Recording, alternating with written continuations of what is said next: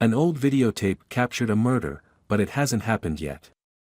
Journalist Ellie Harris sat in a dimly lit room, examining an old videotape. It had been delivered to her by an anonymous source with a note, "Watch carefully. Tomorrow this becomes reality." The VCR hummed as she inserted the tape, the sound amplified in the silence of her apartment. Rain tapped against the windows, creating an uneven rhythm that matched her quickening heartbeat. Ellie had received strange tips before. It came with the territory of investigative journalism in Boston, but something about this one felt different. The handwriting on the note was elegant but hurried, as if the sender had been pressed for time. Her television flickered to life, static dancing across the screen before settling into an image, a cityscape at night, the camera panning slowly before zooming in on a dark alley. A man stood there, his face partially hidden in shadow, but Ellie recognized the silhouette immediately. "Damn it," she whispered, leaning forward. It was Mark Reeves, her former colleague at the Boston Chronicle. They'd worked together for 3 years before he left to pursue freelance work. Their professional relationship had been complicated by a brief romantic entanglement that ended when Mark's ambition took precedence over everything else. On the recording, someone in a hooded jacket approached Mark. They exchanged a few words. There was no audio, then a muzzle flash brightened the screen. Mark collapsed. Blood spread across the asphalt in a dark pool, and the killer turned slowly toward the camera. Ellie froze, her coffee mug slipping from her fingers and shattering on the hardwood floor. Under the hood was her own face, expressionless and cold. The tape ended abruptly, cutting to static. Her breathing became shallow and rapid.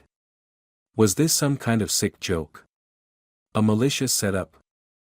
Digital manipulation was becoming increasingly sophisticated, but this looked authentic, like genuine footage.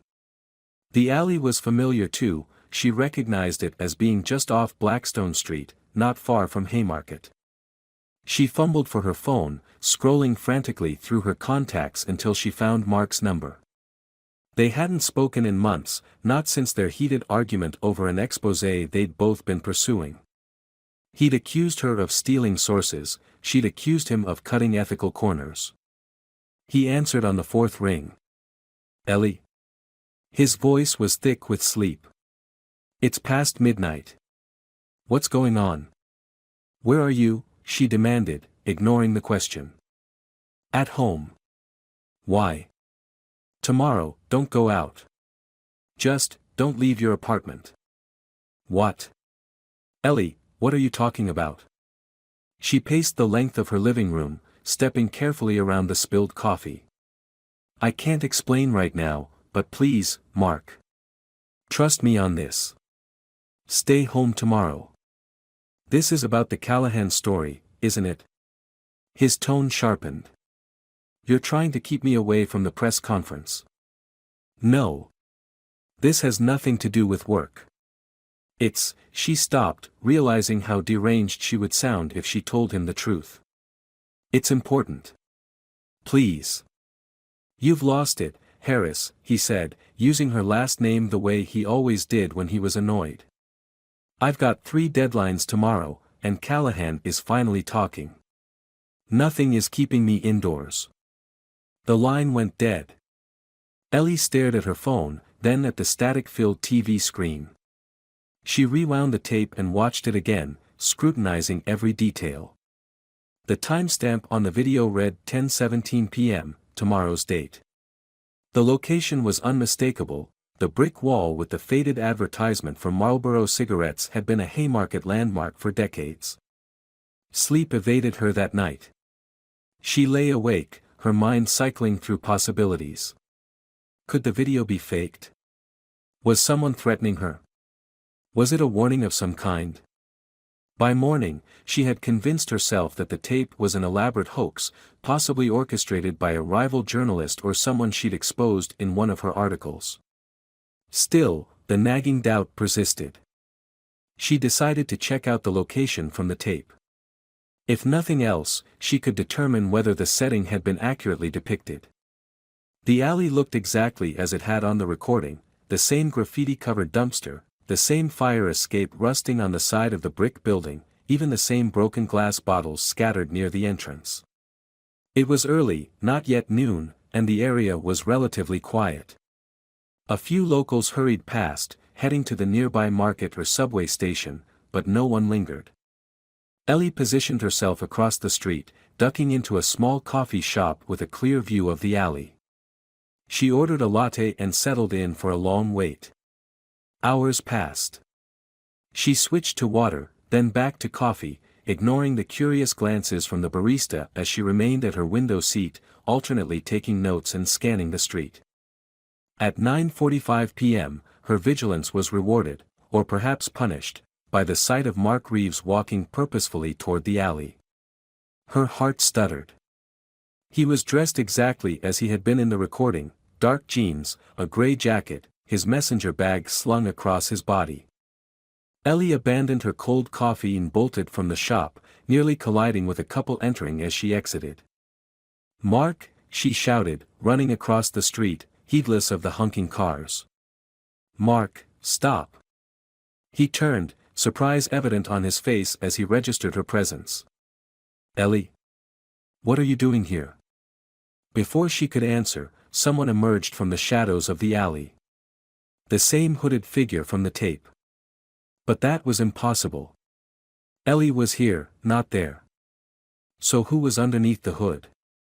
"Mark, get down," she screamed, but it was too late. The gunshot echoed between the buildings, startlingly loud in the evening quiet. Mark's expression transformed from confusion to shock as he staggered backward, his hand going to his chest where a dark stain was quickly spreading. Ellie ran toward him, but her attention was split between her dying former colleague and the retreating figure in the hood. Acting on instinct, she pursued the killer, her heart pounding in her ears. She caught up at the end of the alley, grabbing the hood and yanking it back. And found herself staring into her own face. She froze, unable to process what she was seeing. The doppelganger smiled, an expression Ellie recognized from her own mirror, the slight asymmetry, the way the right side lifted higher than the left. "I told you it would become reality," her double said, voice identical to her own. "Who are you?" Ellie whispered, her grip on the hood loosening. The copy smiled wider. A better question might be, who recorded that tape? Behind them, sirens wailed in the distance, growing louder. The doppelganger's smile faltered. She glanced over Ellie's shoulder, then back to her face. "We don't have much time." "We?" Ellie's voice was barely audible over the approaching sirens and the blood rushing in her ears. "What is this? Some kind of sick joke?" Her double reached into her pocket and pulled out a small metallic object. At first, Ellie thought it was another weapon, but as it caught the light from the street lamp, she recognized it as a key, an old-fashioned skeleton key with an intricate design on its head. "Everything you need to know is where this leads," her double said, pressing the cold metal into Ellie's palm. "But be careful what you ask for. Some doors, once opened, can't be closed again." Before Ellie could respond, her doppelganger slipped past her and disappeared around the corner. Ellie started to follow, but the wail of the sirens had reached a crescendo, and blue and red lights splashed against the brick walls of the alley. She looked down at the key in her hand, then back toward where Mark lay bleeding. Detective Diana Chin found her there, kneeling beside Mark's body, applying futile pressure to his chest wound.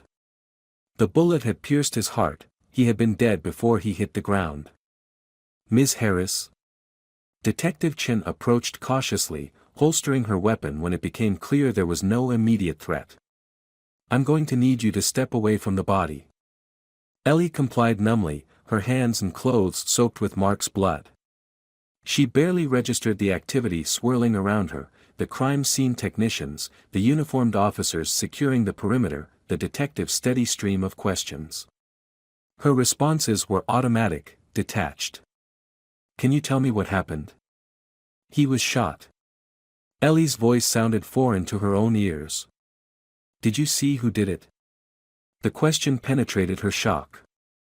She looked at Detective Chen, mid-40s, sharp eyes behind rectangular glasses, a no-nonsense demeanor that suggested years of experience navigating the worst of human behavior. Ellie hesitated. How could she explain what she'd seen? A killer with her face? A premonition on videotape? She'd be in a psychiatric evaluation faster than she could say, doppelganger. Ms. Harris? Chen's tone hardened slightly. Did you see the shooter? It was dark, Ellie said finally. They were wearing a hood. I couldn't see their face. Not a complete lie, but far from the whole truth. And why were you here tonight? Another complicated question. Ellie clutched the key in her pocket, its edges digging into her palm. Mark called me. He said he had information about a story I'm working on. Detective Chen's eyebrow arched skeptically. At this hour? In an alley. He was paranoid about being seen with me. We had a professional falling out last year. His reputation could have suffered if people knew we were collaborating. The detective made a note in her small black notebook.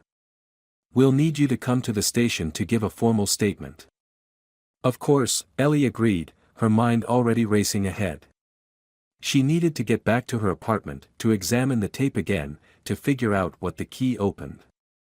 4 hours later, exhausted and still in her blood-stained clothes, Ellie finally returned home. The police had been thorough, their questions repetitive and probing. She'd maintained her story, partial truths carefully arranged to keep the most unbelievable elements hidden. Her apartment felt different somehow, as if the air itself had changed in her absence. The broken coffee mug still lay on the floor where she dropped it, but something else was off. She scanned the room, her journalist's eye for detail picking up subtle discrepancies. The drawer of her desk was slightly ajar, her laptop positioned at a different angle than she'd left it. Someone had been here. Heart racing, she checked her hiding spots. The lockbox in her closet remained secure, the external hard drive with her sensitive files still tucked behind the loose baseboard in her bathroom. Nothing obvious was missing. Then she noticed the VCR. The tape was gone. Damn it, she muttered, rushing to the TV. She pressed the eject button, but the machine was empty. Her evidence had vanished. The key. She pulled it from her pocket, studying it under the harsh overhead light. It wasn't for a traditional door, too small, too delicate. A lockbox, perhaps. A safety deposit box. Her phone rang, startling her. Unknown number. She hesitated, then answered. Is this Ellie Harris? The voice was male, elderly, with a slight tremor. Who's asking? My name is Arthur Weiss. I believe you have something that belongs to me. I don't know what you're talking about, Ellie said cautiously. A key, the man replied. An old key with a symbol on it, a triangle within a circle. Ellie looked down at the key in her hand. The design on its head matched his description exactly. How did you? I don't have time to explain over the phone, Arthur interrupted.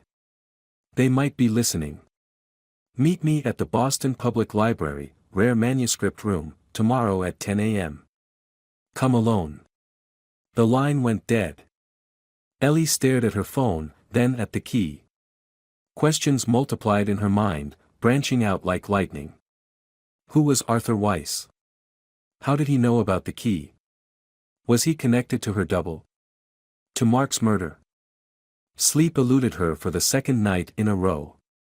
She spent hours researching, first Arthur Weiss, finding several in the Boston area, none who seemed noteworthy, then doppelgangers, a mix of folklore, psychological phenomena, and conspiracy theories, and finally temporal paradoxes, falling down a rabbit hole of theoretical physics that left her with a headache. Shortly before dawn, her research led her to an obscure forum thread discussing temporal echoes, alleged instances where people had encountered versions of themselves from different points in time. Most accounts read like fiction or delusion, but one caught her attention, a post from 3 years ago by a user named Cronwatcher. It begins with a recording. Something impossible captured on film or tape. Then the doubling starts. If you've received such a recording, do not attempt to change what you've seen. The consequences are worse than you can imagine. The user had never posted again, but several replies asked for more information. None received answers. Ellie arrived at the Boston Public Library 15 minutes early, having taken a circuitous route to ensure she wasn't followed. The rare manuscript room was almost empty, just an elderly librarian organizing documents and a young student hunched over a thick volume in the corner. She claimed a table near the back and waited, scanning each person who entered. At precisely 10 a.m., an old man with a silver-tipped cane hobbled through the door. He surveyed the room carefully before making his way to her table. "Ms. Harris?" he asked, his voice matching the one from the phone. She nodded, studying him. Arthur Weiss appeared to be in his 80s, his face lined with deep wrinkles that spoke of a life lived intensely. Despite his apparent frailty, his pale blue eyes were sharp and alert. "Do you have it?" he asked, lowering himself into the chair across from her. Ellie reached into her pocket and placed the key on the table between them, but kept her hand over it. "First, you tell me what this is about. How do you know about this key? And what does it have to do with," she lowered her voice, "what I saw yesterday?" Arthur's eyes darted around the room. "Not here. Too many ears." He slid a piece of paper across the table. "My address. Come at sunset. Bring the key." Before she could protest, he rose and shuffled away, his cane tapping a steady rhythm on the hardwood floor. Ellie looked down at the paper. The address was in Cambridge, near Harvard Square. She tucked it into her pocket alongside the key and left the library, frustration simmering beneath her professional composure. Her phone buzzed as she descended the library steps. A text from an unknown number: "Detective Chen wants to speak with you again." She found something on the security footage. "Be careful who you trust." No signature, no context. Ellie stared at the message, unease crawling up her spine. How did this person have her number? Were they watching her now? She scanned the street but saw nothing suspicious, just the usual mix of tourists, students, and professionals going about their day. Still, she couldn't shake the feeling of being observed. Her police contact, Officer James Rivera, confirmed that Detective Chen was indeed looking for her. "She's got something from a security camera near the scene. Wouldn't tell me what, but she seemed pretty intense about it." Ellie thanked him and ended the call, her mind racing. Had the camera captured her conversation with her doppelganger? If so, she needed to see that footage before Chen did. She decided to risk a visit to the station, calculating that a proactive approach might seem less suspicious. Chen was at her desk, sorting through paperwork. "Ms. Harris," she said, looking up with mild surprise. "I was about to call you." "I heard you might have new information," Ellie replied, keeping her tone casual. "Thought I'd save you the trouble." Chen studied her for a moment, then nodded toward a small conference room. "Let's talk privately." Once the door closed behind them, Chen pulled out her tablet and tapped the screen. "We obtained this from a security camera on Mason Street, just around the corner from where Reeves was shot." She turned the tablet toward Ellie, who braced herself for what she might see. The footage was grainy but clear enough. It showed the alley entrance and, moments after the presumed time of the shooting, a hooded figure running out.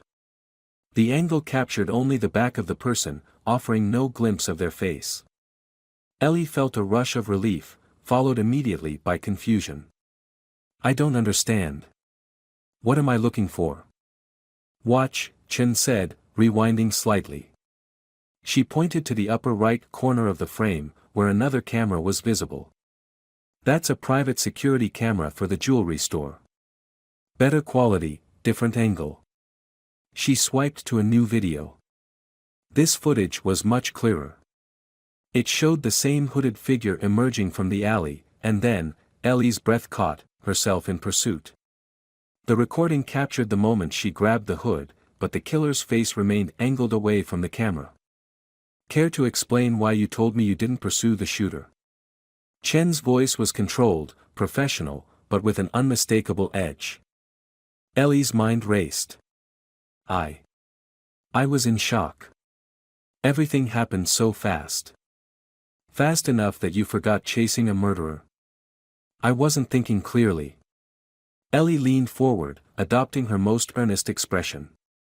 Detective, I've been receiving threats related to a story I'm working on. Mark II. That's why we met in that alley. I think whoever killed him might be coming after me next. It wasn't entirely a lie, she did feel threatened, just not in the conventional way she was implying. Chen's skepticism was evident, but she seemed willing to consider the possibility. Tell me about these threats. Ellie crafted a careful narrative, weaving in elements of truth, the anonymous delivery, her concern for Mark, while omitting the impossible parts. Chen took notes but remained unconvinced. We'll look into it, she said finally. In the meantime, don't leave town. And Ms. Harris? If I find out you're withholding information about a homicide investigation, your press credentials won't protect you. By the time Ellie left the station, the afternoon was waning. She hailed a cab to Cambridge, checking her watch, still an hour before sunset, but she was too impatient to wait any longer. Arthur Weiss lived in a brownstone that had seen better days, its facade weathered and its small front garden overgrown. He answered her knock almost immediately, as if he'd been waiting just inside the door. You're early, he said, but stepped aside to let her in.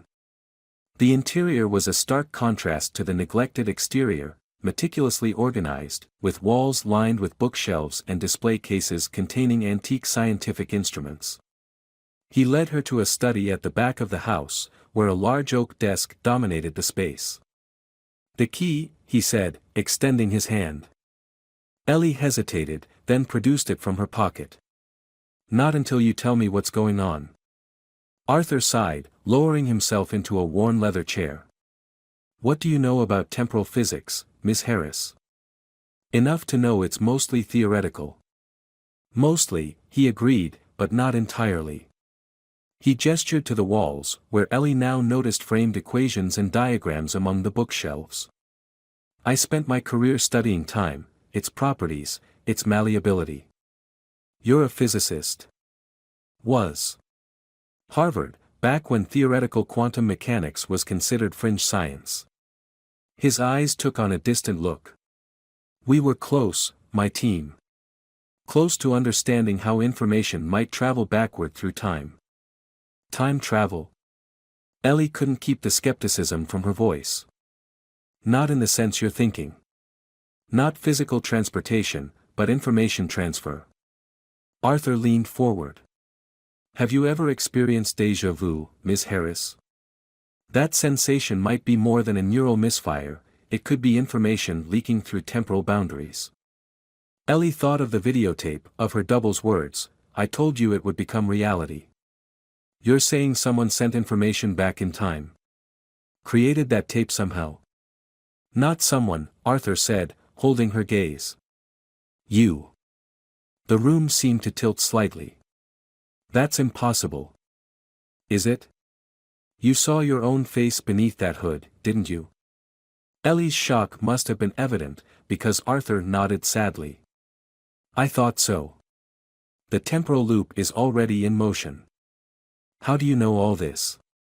Ellie demanded, suddenly suspicious. How do you know what I saw? Arthur reached into his desk drawer and removed an old leather journal. Because it's happened before. Many times. He opened the journal, revealing pages filled with handwritten notes and sketches. Different people, different circumstances, but always the same pattern. A recording appears, showing something impossible.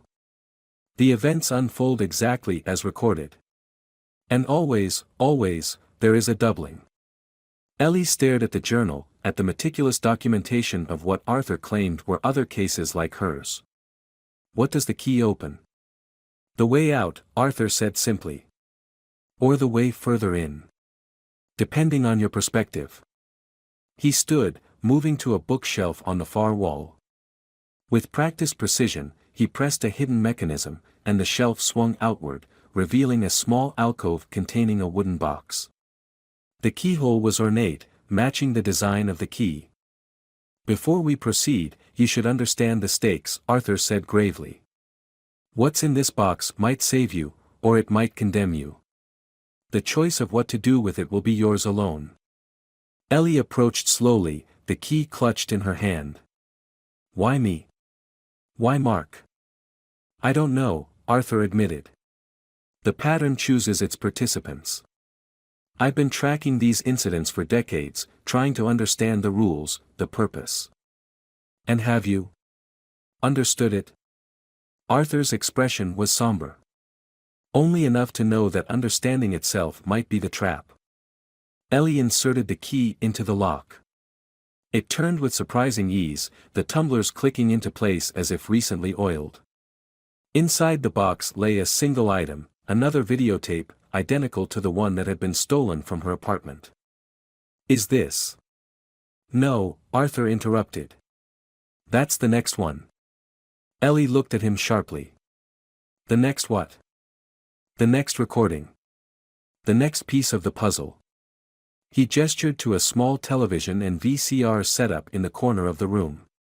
"You can watch it now, or you can walk away.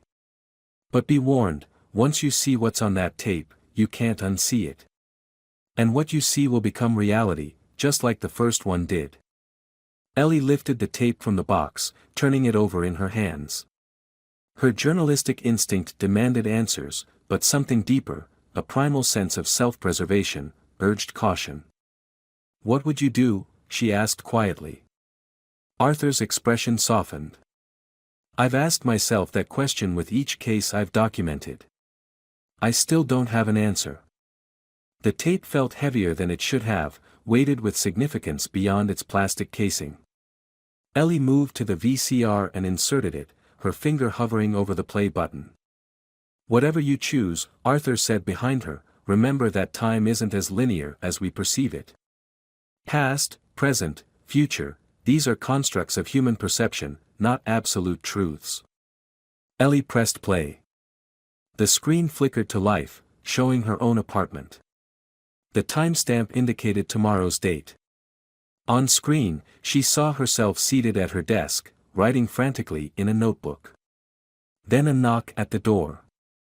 Screen Ellie answered it to find Detective Chen, accompanied by 2 uniformed officers. Words were exchanged, again, no audio, and Screen Ellie's expression changed from confusion to alarm.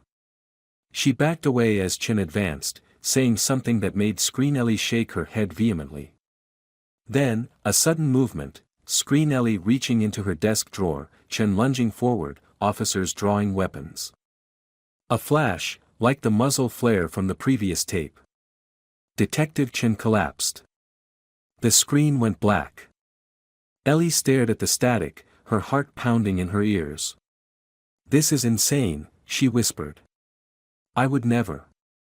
"You haven't," Arthur reminded her. "Not yet." She turned to face him, questions forming on her lips, but stopped short. Arthur was smiling, the same asymmetrical smile she'd seen on her doppelganger's face. "Time isn't linear, Ms. Harris," he said, his voice suddenly matching her own. "And neither am I." Outside, the sun dipped below the horizon, casting the room in lengthening shadows. Somewhere in the distance, a siren began to wail.